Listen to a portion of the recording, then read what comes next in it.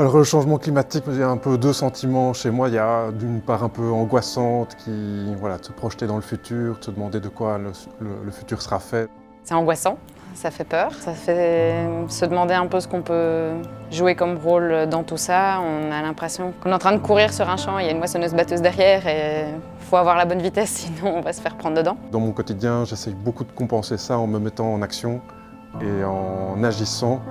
Et ça me fait vraiment un bien fou et je me sens aligné et en train de faire quelque chose.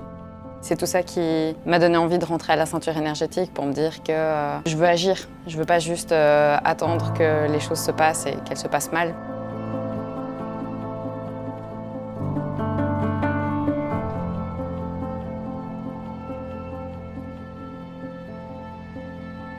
Je suis physicien et au cours de mes lectures, j'ai réalisé à quel point on était très dépendant du pétrole et de la quantité d'éoliennes et de panneaux photovoltaïques qu'il faudrait pour remplacer tout ça.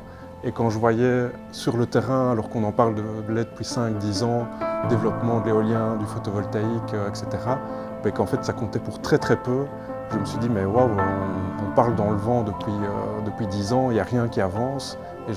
Et puis en voyant les coopératives citoyennes de production d'énergie renouvelable, je me suis dit waouh, on peut faire émerger des coopératives, des collectifs citoyens qui petit à petit se professionnalisent parce que faire construire une éolienne, lever l'argent, les millions d'euros et mettre en place, faire fonctionner le collectif, ça nécessite de la professionnalisation.